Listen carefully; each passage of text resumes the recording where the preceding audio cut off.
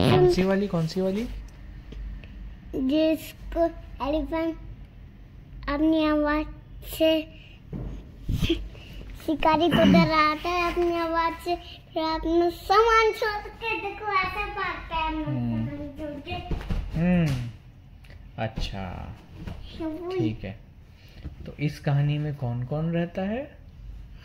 Elephant और शिकारी और ऑक्टोपस और शार्क और डॉल्फिन भी रहती है। डॉल्फिन और एक बिल्ली भी रहती है। मुझे पता है। ठीक है, सुनाऊं?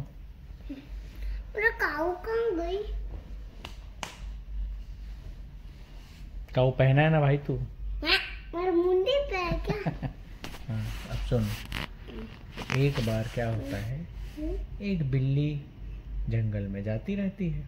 नहीं जाते नहीं रहते, तो फुदक फुदक के जाते अच्छा रहती अच्छा, है। फुदक फुदक के जाते रहती है। तो एक बार एक बिल्ली फुदक फुदक के जंगल में जाती रहती है। तभी उसको रोने की आवाज़ सुनाई देती है। अब बिल्ली सोचती कि कौन रो रहा है, चलो जाके देखती हूँ। जाके देखती है तो एक छोटा सा डबरा होता है, एकदम छोटा सा तालाब जैसा। हाँ, एकदम छोटू सा। उसमें एक ऑक्टोपस, एक शार्क मछली और एक डॉल्फिन, ये तीनों रोते रहते हैं। अब बिल्ली बोलती है, अरे ये लोग यहाँ कहाँ से आ गए? ये लोग तो समुद्र में रहते हैं और आके यहाँ पे रो क्यों रहे हैं? तो बिल्ली जाती है उनके पास और पूछती है कि भाई ऑक्टोपस, क्या हो गया, आप क्यों रो रहे हो? देखती है कि सब तो बड़े बड़े आंसू बहा के रो रहे हैं। फिर बोलती कि भाई क्या हो गया? तो डॉल्फिन बोलती है कि बिल्ली बहन, हमें बचाओ, एक शिकारी आया और हमको समुद्र से पकड़ लिया और पकड़ के अभी यहाँ ला के छोड़ दिया है। कहता है कि थोड़ी देर बाद आके हमको ले जाएगा। और वहाँ छोड़ा है। हाँ, और कहता है कि थोड़ी देर बाद आके ले जाएगा और लेके जाएगा और हमको काट काट के खाएगा।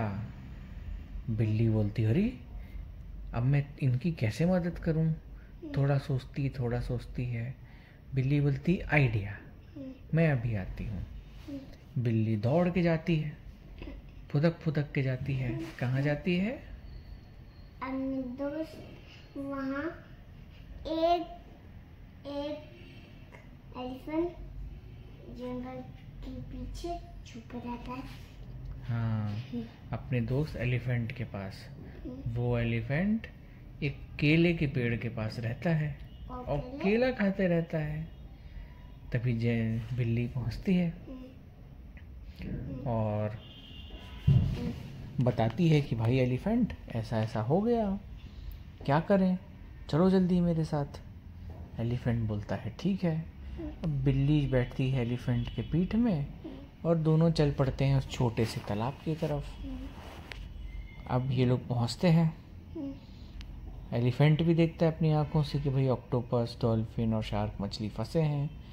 ये लोग अपनी कहानी सुनाते हैं कि भाई शायद शिकारी ये होगा, ऐसा ऐसा किया। अब एलिफेंट बोलता है कि मैं क्या करूं, कुछ आइडिया लगाता हूं। एलिफेंट को एक अच्छा आइडिया आखिरकार आ ही जाता है। फिर एलिफेंट आता है थोड़ी देर बाद। पापा, हाँ सुनो, अगर एलिफेंट अपने पीठ पे तब रखता तो तब गिर जाता। नहीं, सुनो क्या होता है। एलिफेंट जाता है और एक बड़ा सा टब लेके आता है। वो टब के अंदर में अपनी सूंड से पानी भर लेता है और एक एक करके तीनों को उस टब में बैठा लेता है। उस टब में बैठा के उस टब को अपनी सूंड से उठा के अपने पीठ में रख लेता है और फिर बिल्ली से बोलता है कि बिल्ली, जल्दी से काम करो, एक रस्सी लो और इस टब को बांध लो। तो बिल्ली फुदक के जाती है, एक रस्सी से उस टब को हाथी के पेट में बांध देती है, पीठ में। और बिल्ली भी जो है हाथी के सिर में बैठ जाती है और ये तीनों भी खुश हो जाते हैं कि चलो भाई कोई तो बचाएगा। अब हाथी, बिल्ली, डॉल्फिन, शार्क और ऑक्टोपस ये सब जाने लगते हैं वापस समुद्र की तरफ। धीरे धीरे धीरे धीरे जाने लगते हैं। तभी सामने से दिखता है एक शिकारी। ये वही शिकारी होता है जो इन तीनों को पकड़ा होता है। ये शिकारी आता है और हाथी को चिल्लाने लगता है कि तुमने इन्हें क्यों निकाला, तुम्हारी हिम्मत कैसे हुई, मैं तुम्हें मार डालूंगा। फिर क्या होता है?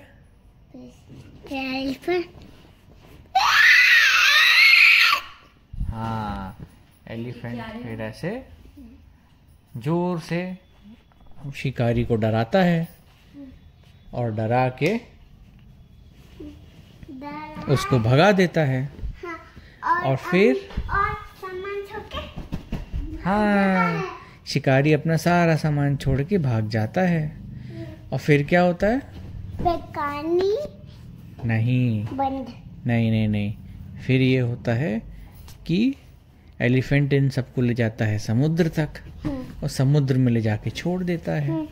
फिर ये तीनों समुद्र से निकलते हैं और एलिफेंट को और बिल्ली को बहुत बार थैंक यू बोलते हैं और बोलते हैं कि रुको, हम तुम्हारे लिए गिफ्ट लेके आते हैं। जल्दी से ये लोग डुबकी मारते हैं और अंदर से जाके एक मोती लेके आते हैं।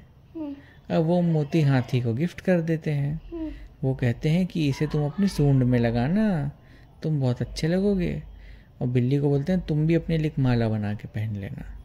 फिर वो लोग बाय बोलते हैं और अपने घर समुद्र में चले जाते हैं। और हाथी और बिल्ली भी अपने घर जंगल चले जाते हैं।